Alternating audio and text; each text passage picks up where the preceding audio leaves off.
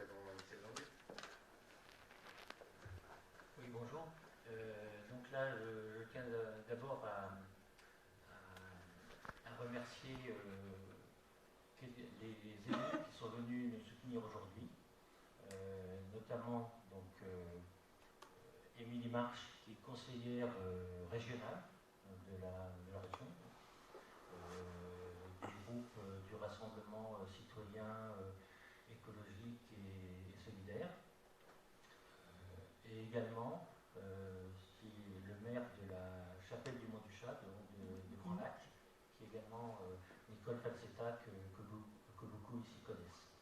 Donc, je vais d'abord donner la parole. Il y a également d'autres soutiens associatifs, et qui parleront à titre personnel pour ne pas engager leur association, mais qui ont tenu à venir ici soutenir la présentation de notre liste.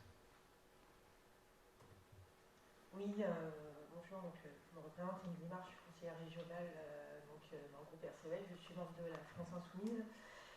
Et je viens aussi en amie et aussi parce que je viens d'une ville qui a été citée plusieurs fois qui s'appelle Grenoble.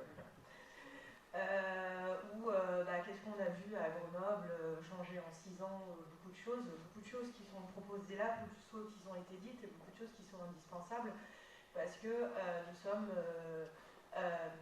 le réchauffement climatique est là. Nous qui habitons que ce soit Aix-les-Bains ou Grenoble, des villes où autour il y a des montagnes, ça se voit. Parce qu'on voit qu'il y a moins en moins de neige. Moi je me souviens quand j'étais petite, sur la chaîne qu'on appelle Bechdon, qui arrive jusque-là, il y avait de la neige tout le temps, maintenant il n'y en a plus. Et là on est au mois de février, on a l'impression d'être au mois d'avril par rapport à il y a 5-6 ans. Donc je veux dire qu'il n'y a pas de réchauffement climatique. L'évidence, il ne faut pas voir les choses, surtout que dans les Alpes, on sait que c'est 2 fois plus accéléré que sur le reste du territoire. Donc les villes doivent être résilientes par rapport à ça, parce que sinon ça va être invivable. Et comment une ville peut agir, par exemple, pour les enfants sur les écoles, parce que la commune a la compétence des écoles, et qu'on a vu lors de la dernière canicule que c'était insupportable pour les élèves qui étaient dans des salles plein de fois où il faisait plus de 27 degrés, à savoir que dans le code du travail, quand une salle de travail fait plus de 27 degrés, on a le droit d'avoir un droit de retrait, qu'on soit dans le public ou dans le privé, et de demander qu'il y ait de recommencer le travail que quand l'entreprise ou le service public, quand on est fonctionnaire, a remis la salle à cette salle parce qu'on ne peut pas travailler. Donc il faut aussi avoir la même chose pour nos enfants, y compris les cours d'école. Parce que si on n'a que des cours d'école avec du bitume et qui fait plus de 30 degrés, on a une sensation qui est facilement plus de 50. Donc l'importance de végétaliser la ville, parce que les végétaux et les arbres sont un puits de captage contre le CO2, donc contre la pollution et aussi pour rafraîchir, mais aussi dans les cours d'école. Et par rapport aux bâtiments, sur le logement, il y a oui en effet à respecter au niveau des logements sociaux, mais il y a aussi, et ça c'est ce que la ville aussi peut porter et l'agglomération, un besoin de rénover les logements.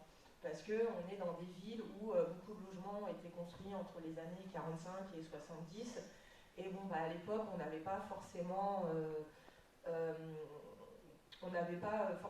une exigence en matière de se chauffer. Et donc, on a construit beaucoup d'immeubles qui sont des passoires énergétiques, où on a mis en plus un vieil appareil électrique, parce que c'était au moment du plan Mesmer où il fallait développer le nucléaire, et comme on disait que l'électricité serait pas chère, les gens pouvaient chauffer à fond.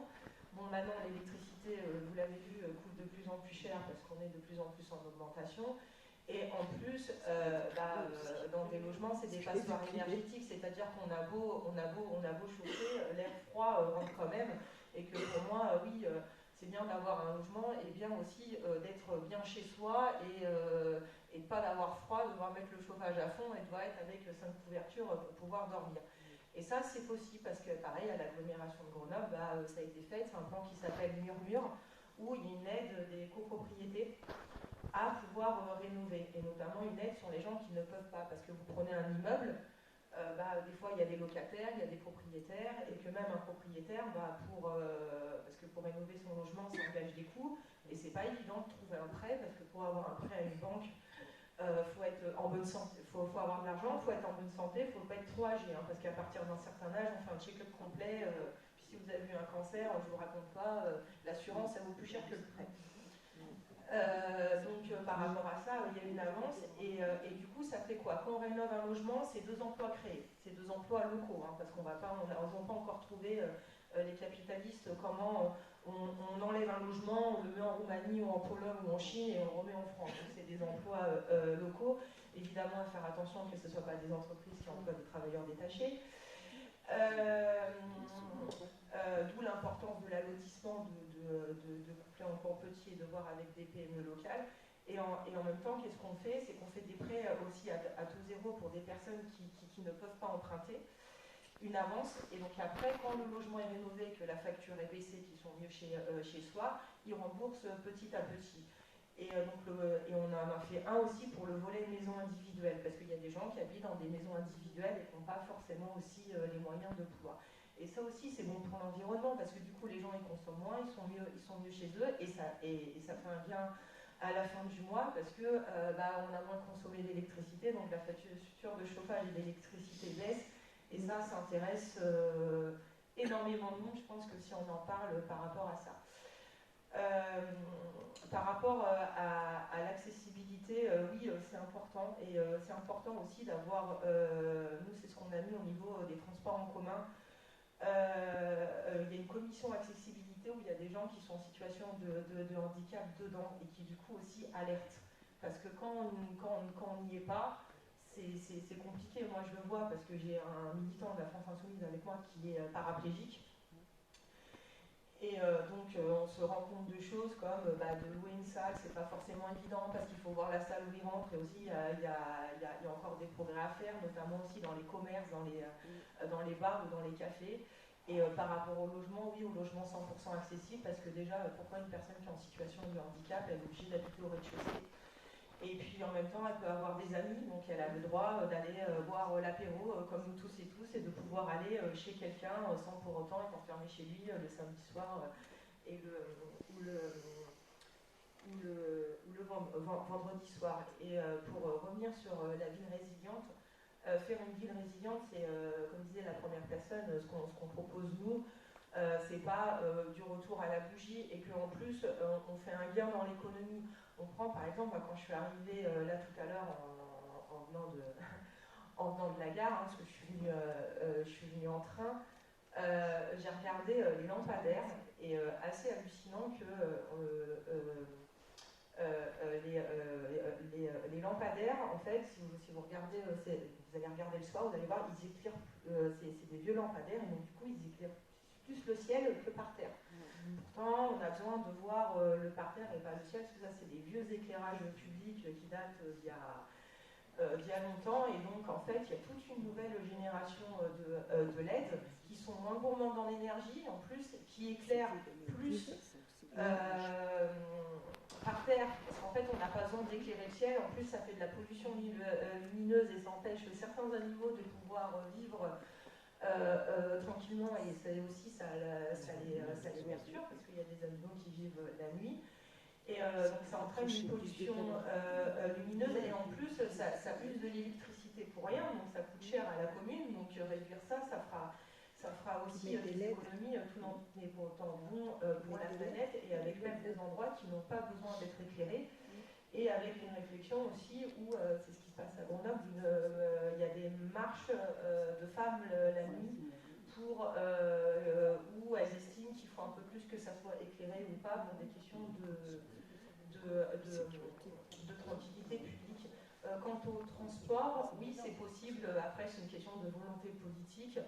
À Grenoble, on a réussi à faire plier la région sur le fait que quand on utilise un TER et que ça reste sur l'agglomération grenobloise, ça soit possible avec le ticket, et que quand il y a des pics de pollution, qu'on a mis les transports gratuits, que ça soit aussi gratuit quand on prend un TER et qui reste dans l'agglomération de Grenoble. Après, c'est sûr que en fait, tout est une question de choix politique, et que ceux qui disent non, c'est pas possible, ou non, on peut pas, ou non, c'est compliqué. Alors des fois, oui, c'est impossible ou c'est compliqué. Hein. J'avoue que quand il y a eu la baisse des dotations de l'État, juste après les élections municipales, il y a des choses qui ont été très compliquées et des choses qui ont dû être retardées ou pas dans des communes où la situation financière était difficile, comme à Grenoble, ce qui est moins le cas d'Aix-les-Bains, d'après ce que j'ai compris. Vous avez de l'argent, donc j'espère que vous allez gagner pour pouvoir pousser plein de politiques sociales, écologiques et solidaires pour que, en fait, Aix-les-Bains soit aussi une ville résiliente face à l'adaptation au réchauffement climatique, en fait, qui nous concerne toutes et tous, d'où qu'on vient et d'où qu'on vienne en milieu social, hein, parce que quand il fait plus de 30 degrés, il fait plus de 30 degrés pour tout le monde, et ça serait bien que ça, tout le monde s'en rende compte. Et que quand on fait de l'écologie, pour moi, on fait aussi du social. J'appelle ça la politique pastèque, c'est vert, et à l'intérieur, il faut qu'il y ait beaucoup de rouge pour que la pastèque elle soit vraiment verte et très bleue. Je vous remercie.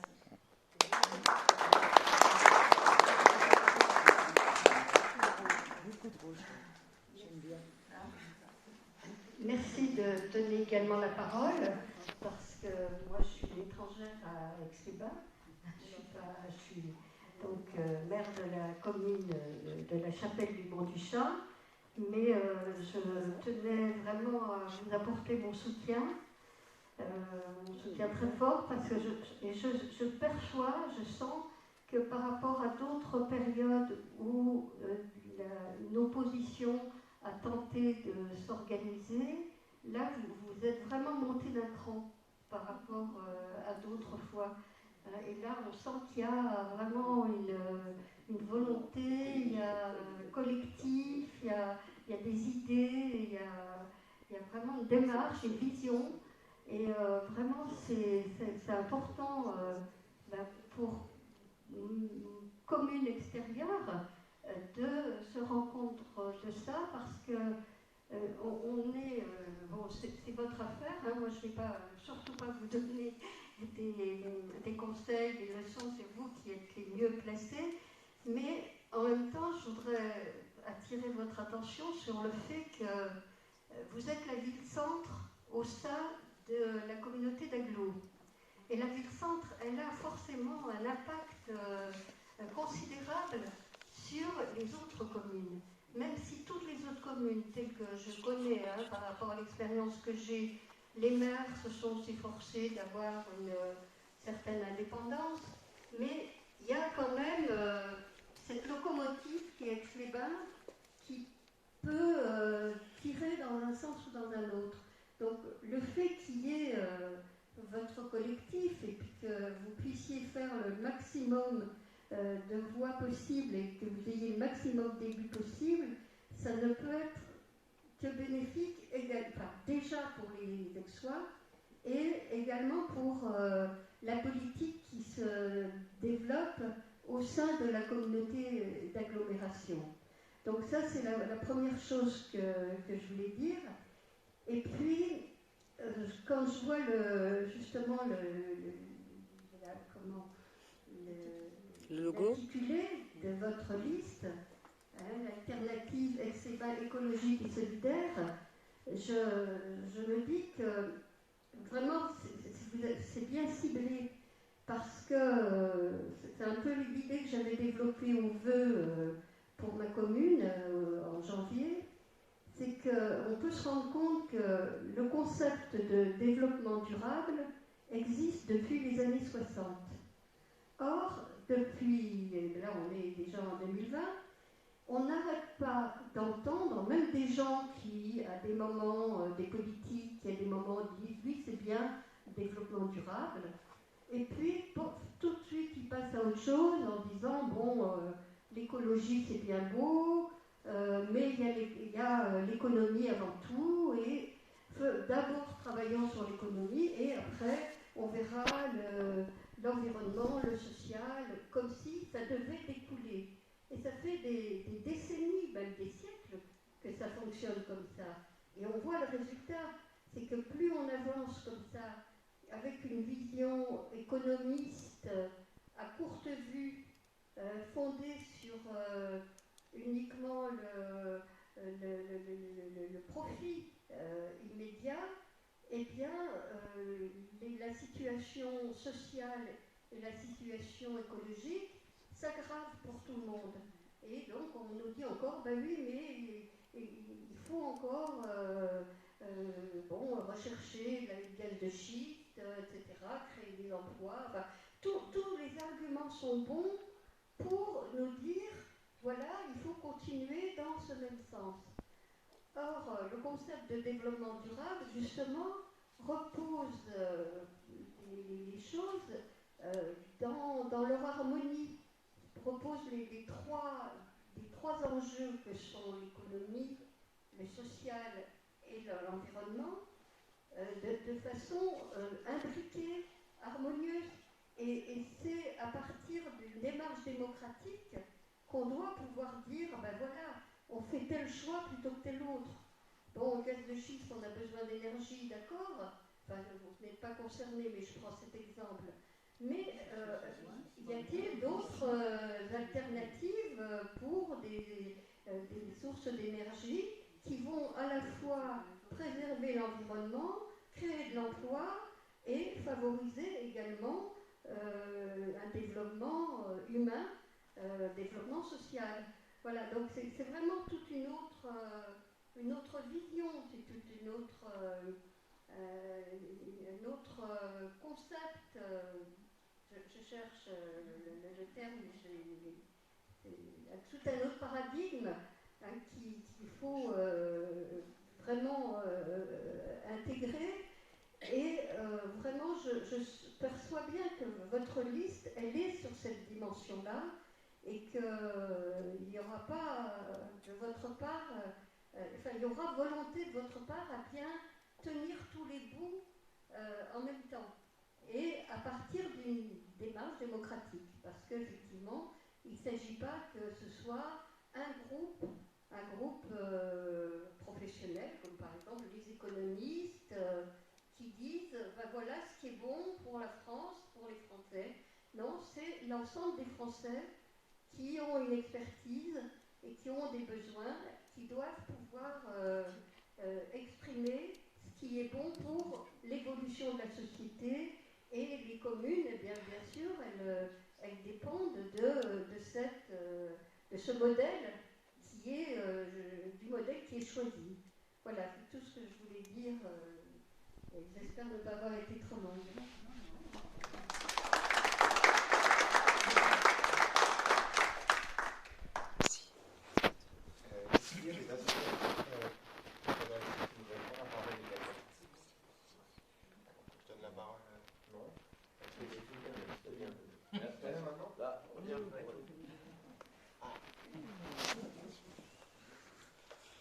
Je vais être très court.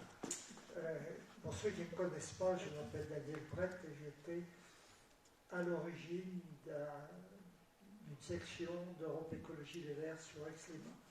Puis après, j'ai laissé la place aux jeunes. J'ai eu des contacts rassembleurs. Je me souviens de rencontrer les copains du PC, les copains du PS, etc. Et les trois choses que j'aimerais dire juste maintenant, c'est vous avez choisi une bonne tête de liste avec Dominique, dont j'ai admiré le travail dans la minorité. Je crois que là, vous avez fait un bon choix et je sais qu'il est très travailleur, il connaît ses dossiers, il a une bonne relation. Je pense que là, c'est un bon élément. Il vous reste à vous regrouper derrière et à rassembler derrière. Le deuxième point, c'est cette question de rassemblement. Moi, je suis un utopique, j'ai toujours pensé qu'il fallait rassembler les gens de gauche, les gens de progrès. Bon, on s'aperçoit qu'il y a toujours des choses qui font diverger, mais il faut toujours essayer de rassembler. Et le dernier point, c'est l'écologie qui me soucie beaucoup, qui m'intéresse beaucoup. Et j'étais contente, Madame la conseillère régionale, que vous soyez là et que vous représentiez Grenoble, parce que l'écologie, quand elle est au pouvoir, elle change les choses. Et on peut voir à Grenoble qu'effectivement, on change les choses. Même quand on est dans les minorités, même on peut être minoritaire dans une majorité, on peut faire changer les choses. Alors évidemment, l'aspect social que vous représentez avec votre parti est aussi extrêmement important. Voilà. C'est à peu près tout ce que j'avais envie de dire pour vous encourager, savoir que vous avez un parcours qui n'est pas terminé. Battez-vous, puis pensez que ça va plus loin. hein, que les décisions au plan national, régional, départemental vont avoir une influence sur la ville. Voilà. Bon courage. Merci.